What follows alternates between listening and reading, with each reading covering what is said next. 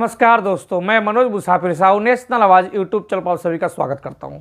मैं आपको बार बार कहता हूं, चाहे वो तेली का बेटा हो, तंबोली का बेटा हो, कांदू हो, कलवार हो, कसौधन हो, बढ़ई हो, नाई हो, लोहार हो, कुम्हार हो, में सभी अति पिछड़ी जातियां जो अभी तक राजनीतिक रूप से अछूत है, जिसको राजनीतिक रूप से हिस्सेदारी नहीं मिली, मैं उन सभी जातियों की बात करता हूँ और बताता हूँ कि देखिए, इतिहास जो है बड़ा निर्मम और बड़ा निर्दयी होता है। इतिहास कभी चापलूसी करने वालों का नहीं लिखा जाता है। इतिहास कभी दलाली खाने वालों का नहीं लिखा जाता है। इतिहास कभी सिर्फ व्यापार करने वाले, पैसे कमाने वालों का नहीं लिखा जाता है। इतिहास कभी जीतने वालों का भी नहीं लिखा जाता है। इतिहास सिर्फ लिखा जाता है तो लड़ने वालों का।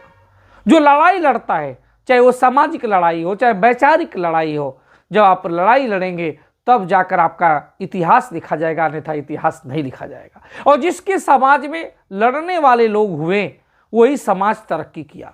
आप किसी भी समाज को, किसी जाति को हिंदुस्तान में, देश में, पूरे भारत देश में देख लीजिएगा, जिसके यहाँ चाहे आदिवासी समाज अगर थोड़ा बहुत उत्थान कर रहा होगा तो उसके अंदर लड़ने वाले नेता पैदा हुए होंगे।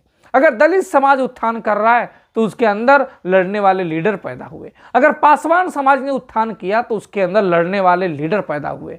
अगर वो यादव समाज है तो उसके अंदर लड़ने वाले लीडर पैदा हुए। अगर उसी तरह ब्राह्मण और क्षत्रिय हैं तो उनके अंदर लड़ने वाले लोग पैदा हुए। जब तक लड़ने वाले लोग नहीं पैदा होंगे, उस समाज का विकास हो ही नहीं सकता। मैं बार बार कहता हूँ, मैं देखता हूँ अपने समाज में, तेली, तंबोली, कांदू, कलवार में मैं देखता हूं कि इसमें लड़ने वाले लोगों का अकाल सूखा पड़ा है। अकाल है। हालांकि ये सत्य है कि तालियां दोनों हाथ से बजती हैं। लड़ने वाले लोगों को समाज की तरफ से सपोर्ट यादव, क्षत्रिय, ब्राह्मण या कुर्मी या दलित की तरह नहीं मिल पाता अपने लोगों को। लेकिन हाँ, ये भी सच है कि आप अपने जिस जिले से बिलोंग करते होंगे, जिस क्षेत्र से बिलोंग करते होंगे, जिस प्रदेश से बिलोंग करते होंगे, अगर मनोज मुसाफिर की आवाज़ आपको पहुंच रही होगी तो अपने आसपास सर्च करिएगा। जो आपके समाज का नेता होगा, तेली हो, तंबोली हो, कांदू हो, कलवार हो, कसौधन हो, मधेसिया हो, जो भी हो, अगर आपके समाज का जो नेता होता होगा, वो नेता आप देखिएगा लड़ने वाला है। क्या आपके लिए वो लड़ाई लड़ सकता है?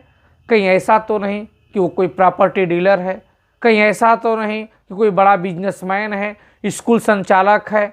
आप गौर करिएगा कि अगर वो प्रॉपर्टी डीलर होगा, स्कूल संचालक होगा, पेट्रोल पंप का मालिक होगा, गैस एजेंसी का मालिक होगा, तो वो आपके लिए लड़ाई नहीं लड़ पाएगा। उसकी मजबूरियां होंगी। हाँ, ये बात अलग है कि अभी तक स्कूल, कॉलेज, हॉस्पिटल चला रहा था, पैसा उसके पास जब ज़्यादा आ गया तो उसे लगने लगा कि यार पैसा तो ज़्यादा आ गया, अब मान सम्मान के लिए अब राजनीति आते हैं। तो सिर्फ ऐसे लोग राजनीतिक में आते हैं विलासिता के जीवन के साथ साथ सम्मान के माला और मंच प्राप्त करने के लिए। और माला और मंच प्राप्त करने से आपका उद्धार नहीं होगा। मैं आपको कुछ उदाहरण देता हूं, आप देखिएगा और बताइएगा। आज भारतीय जनता पार्टी पूरे विश्व की सबसे बड़ी पार्टी है। आज देश पे उसका राज है भारतीय जनता पार्टी का। लेकिन आपको मालूम है कि भारतीय जनता पार्टी को सींचने वाले, चाहे श्यामा प्रसाद मुखर्जी हों, चाहे पंडित दीनदयाल उपाध्याय हों, चाहे आदरणीय अटल बिहारी वाजपेयी हो, आप सभी को मालूम होगा कि श्यामा प्रसाद मुखर्जी किस परिस्थितियों से गुजरे और कैसे उनकी दुखद मौत हुई। आपको यह भी मालूम होगा कि पंडित दीनदयाल उपाध्याय सिर्फ जीवन में एक चुनाव लड़े, वो भी उत्तर प्रदेश के जौनपुर से 1963 में, और उसके बाद भी वो चुनाव हार गए। एक चुनाव लड़े थे और वो भी चुनाव क्या कर गए? हार गए। अटल बिहारी वाजपेयी अनेकों चुनाव लड़े। 1952 से लेकर 2004 तक लगभग अगर हम देखें आपको तो 50 साल, 50 साल तक चुनाव लड़े, 1952 से लेकर 2004 तक। लेकिन उसमें तमाम चुनाव वो हारे।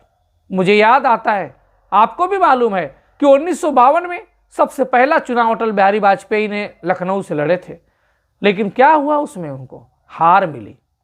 लेकिन उनके कदम पीछे नहीं हटे, क्योंकि वो मिशनरी आदमी थे, मिशन के आदमी थे। नानाजी देशमुख, पंडित दीनदयाल उपाध्याय और श्यामा प्रसाद मुखर्जी के आदर्शों पे वो चल रहे थे। उनको वो लोग पसंद थे। ये बात अलग है कि अटल बिहारी वाजपेयी को नानाजी देशमुख, वीर सावरकर, श्यामा प्रसाद मुखर्जी, नानाजी गोलवलकर साहब पसंद थे। उनको नहीं पसंद थे सावित्रीबाई फुले, उनको नहीं पसंद थे ज्योतिबा फुले, उनको नहीं पसंद थे बाबा साहब भीमराव अम्बेडकर। लेकिन जिस मिशन, जिस विचारधारा के थे वो लगातार उसके अडिग रहे। उनका लक्ष्य कोई पेट्रोल पंप बनाना, कोई गैस एजेंसी खोलना, कोई स्कूल खोलना, कोई कॉलेज खोलना, कोई प्रॉपर्टी का बड़ा सा काम करना, ये सब उनके लक्ष्य नहीं थे। उनका लक्ष्य था अपने समाज को उत्थान करना, और अपने समाज को उत्थान करने के लिए ही वो पहले जनसंघ और बाद में भारतीय जनता पार्टी का स्थापना लोग किए। चुनाव की बात अगर मैं करता हूं तो अटल बिहारी वाजपेयी 1952 में पहला चुनाव लड़ते, लखनऊ से हार जाते हैं। हारते ही नहीं, तीसरे स्थान पर चले जाते। उसके बाद हिम्मत नहीं हारे।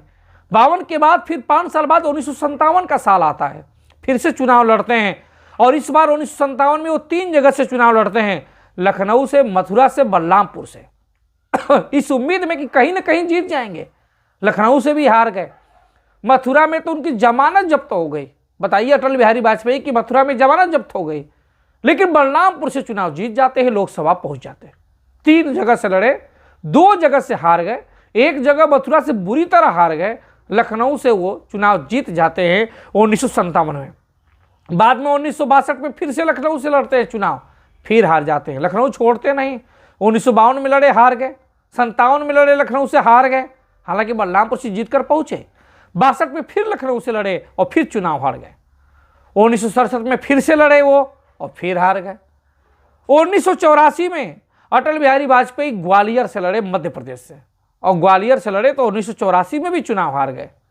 हालांकि इसके बाद आप सोचिए, जो व्यक्ति 52 में चुनाव हार गया, 57 में चुनाव हार गया, 62 में चुनाव हार गया, 67 में चुनाव हार गया, 84 में चुनाव हार गए, लेकिन इसके बावजूद भी वो कभी रुके नहीं, चलते गए वो।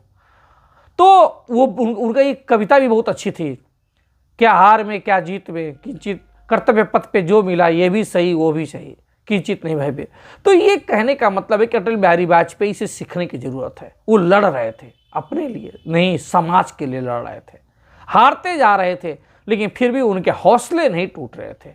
अपने सपने को बिखरने उन्होंने नहीं दिया। और एक ऐसा भी दौर आया कि जब 1991, 96, 98, 99, 2004 लगातार लखनऊ से जीते। लगातार जिस लखनऊ ने उनको हराया 4 बार, वही लखनऊ फिर सिरमौर भी बना और जीतते चले गए। और आज भारतीय जनता पार्टी इतनी बड़ी पार्टी बनी। मैंने दीनदयाल उपाध्याय जी के बारे में बताया। पंडित जी भी चुनाव जीवन में एक बार 1963 में जौनपुर उत्तर प्रदेश से लड़े, लेकिन चुनाव हार गए।